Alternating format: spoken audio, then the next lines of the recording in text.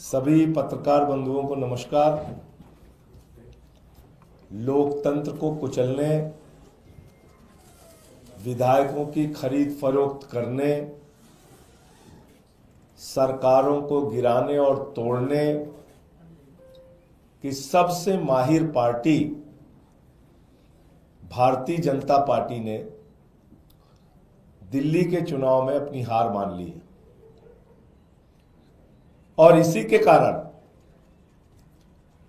हम लोग आज सुबह से अपने विधायकों से बातचीत कर रहे हैं और बहुत सारे विधायकों ने मुझे सूचना दिया फोन करके। 7 विधायकों के पास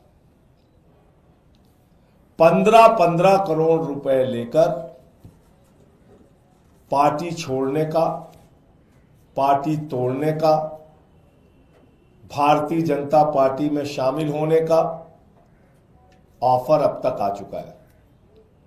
7 विधायकों के पास, आम आदमी पार्टी के 7 विधायक जो चुनाव लड़ रहे हैं, उनके पास फोन आया भारतीय जनता पार्टी के उन तत्वों के द्वारा, एक दो से मुलाकात करके भी ऑफर दिया गया कि जिसमें कि वो 15 करोड़ रुपए देने के लिए बात कर रहे हैं और आम आदमी पार्टी छोड़कर भारतीय जनता पार्टी के साथ तोड़फोड़ करके सरकार बनाने के लिए शामिल होने की बात कर रहे हैं। इस पूरे मामले में हमने अपने विधायकों को कहा है, जो हमारे चुनाव लड़ रहे प्रत्याशी, उसमें से कुछ मौजूदा विधायक हैं, कुछ चुनाव लड़ रहे हैं, सबको हमने बोल दिया है कि जितनी भी कॉल इस तरह की आए उसके ऑडियो रिकॉर्डिंग आप कीजिए और इसकी शिकायत, बाकायदा इसकी सूचना दी जाएगी, नंबर 1। और दूसरा, अगर कोई आपसे मुलाकात करके ऑफर करता है तो उसका वीडियो बनाइए हिडन कैमरा लगा के और उसकी सूचना मीडिया को और सबको फिर दी जाएगी। तो हमने अपने विधायकों को सचेत कर दिया है, सावधान कर दिया है, अपने सभी लोगों को सजग रहने के लिए किया है। लेकिन 2 बातें बिल्कुल स्पष्ट हो गई हैं। नंबर 1, काउंटिंग से पहले 8 फरवरी के पहले भारतीय जनता पार्टी ने अपनी हार मान ली है, बुरी तरीके से बीजेपी हार रही है, नंबर 1। नंबर 2, जो खरीद फरोख्त और तो लोकतंत्र को कुचलने का, तोड़फोड़ करने का तरीका वो पूरे देश में अपनाते हैं, वो प्रयोग उन्होंने दिल्ली में भी शुरू कर दिया है, जिसको कई बार वो लोग ऑपरेशन लोटस और पता नहीं क्या क्या नाम देते हैं। तो ये 2 बहुत महत्वपूर्ण बातें थी जो आपको आपके साथ साझा करनी थी। हमने अपने विधायकों को सजग और सचेत कर दिया है कि कोई भी इस तरह की कॉल आए तो उसको रिकॉर्ड कीजिए, कोई भी ऐसे मुलाकात करने आए तो उसका हिडन कैमरा लगा के वीडियो बनाइए। संजय जी, कोई आप लोगों के पास प्रूफ है क्या? ये हर चुनाव के बाद हमने देखा है कि आम आदमी पार्टी कहती है कि ऐसा कॉल आया, ये सिर्फ इसलिए नहीं और हर चाहते कि टूट-फूट ना हो, और जब हमने कहा तब हुआ। लेकिन आप लोग हमारी बातों को नजरअंदाज करते हैं। आपको शायद याद नहीं होगा कि शेर सिंह डागर नाम के एक व्यक्ति ने हमारे विधायक को पहले खरीदने की कोशिश की थी 2013 के चुनाव के बाद। उसके बाद कई और विधायकों को उस समय भी खरीद फरोख्त करने की कोशिश की गई थी भारतीय जनता पार्टी की तरफ से। इस प्रकार का प्रयोग बीच बीच में बीजेपी ने किया और 2-4 केसेस में वो सफल भी हुए। पैसे का इस्तेमाल करते हैं, जांच एजेंसियों का इस्तेमाल करते हैं, जिस चीज से भी दबाव बन जाए वो तरीका इस्तेमाल करके विधायकों को तोड़ते हैं। हमारे एमपी तोड़ लिया इन्होंने पंजाब में, दिल्ली में हमारे मिनिस्टर 2 इन्होंने तोड़ा, सीमा पुरी का हमारा। अब हमने बहुत कोशिशों के बावजूद, तमाम संघर्षों के बावजूद दिल्ली को बचाया। इनके प्रयास में कब कहां कमी रही? इन्होंने तो हमेशा प्रयास किया। इसमें कौन विधायक हैं, क्या आप नाम साझा करेंगे, क्योंकि 7 का दावा आप कर रहे हैं? देखिए, ऐसा है कि सही और उचित समय पर हम सारी जानकारी साझा करते हैं। इस केस में भी वही करेंगे।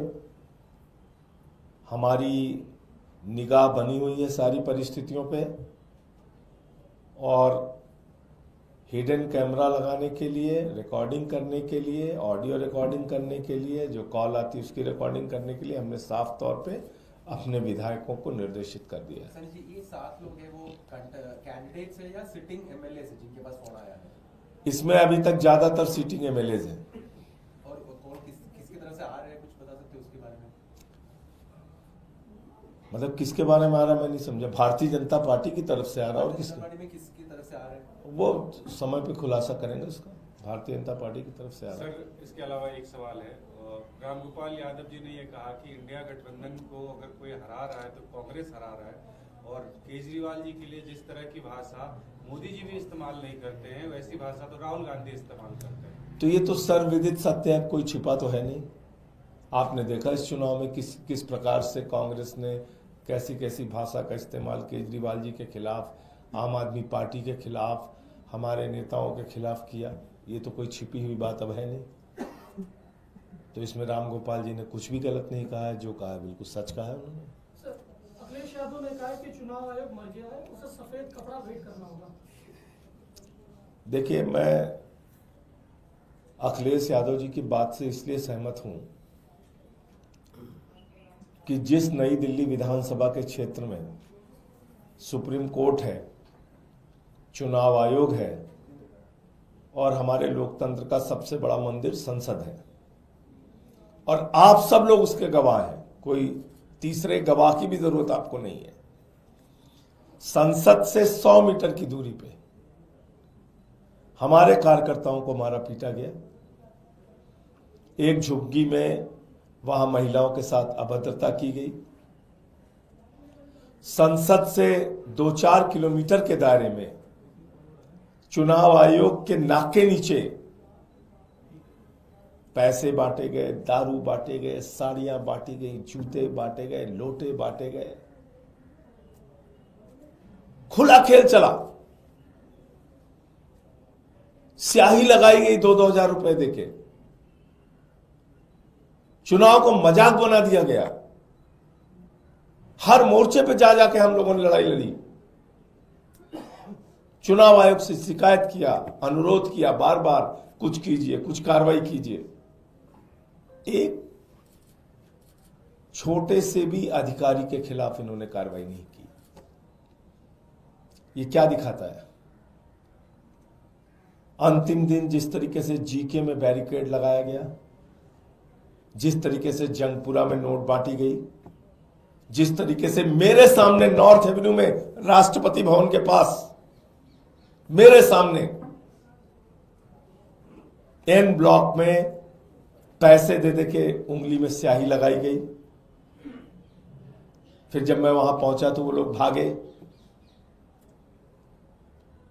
तो आप अंदाजा लगा सकते हैं कि चुनाव आयोग के बारे में अगर अखिलेश यादव जी ऐसी टिप्पणी कर रहे हैं तो उसके पीछे का दर्द क्या है।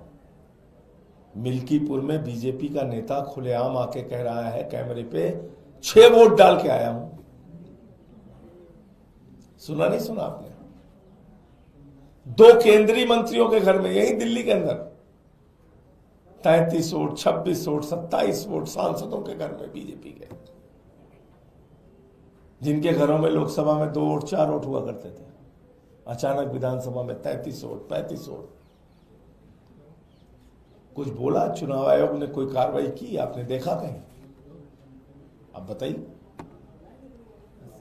शुरुआती दौर में जब हम लोग मिले थे तो उन्होंने जरूर कार्रवाई की। फिर कहां से उनके ऊपर प्रेशर आया, क्या हुआ मुझे नहीं मालूम। फिर एकदम से चुनाव आयोग, जिसको कहते हैं कोमा की अवस्था में चला गया, फिर वहां से नहीं निकल पाया वो। सर, जो आपने कहा हॉर्स ट्रेडिंग का पॉसिबिलिटी, जैसे 7 प्रत्याशियों को फोन आए हैं, हॉर्स ट्रेडिंग की संभावना तब हो सकती है जब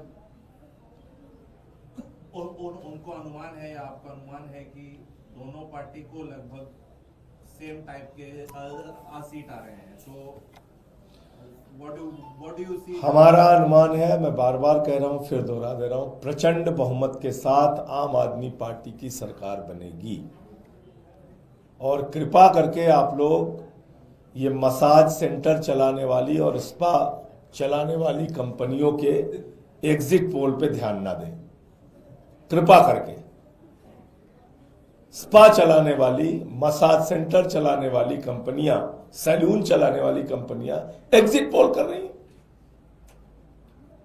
ये जर्नलिज्म का भी अपमान है, एग्जिट पोल का भी अपमान है।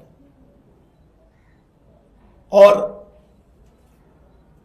इसके अलावा मैं यही कह सकता हूं कि आपको 8 तारीख का इंतजार करना चाहिए। उनको हो सकता है, लग रहा है कि वो हार तो रहे हैं, थोड़ा बहुत तिकड़म कर लेते हैं, तो वो तिकड़म में लगे हुए। लेकिन इस तिकड़म के से एक बात तो साबित हो गई कि हार रहे हैं चुनाव।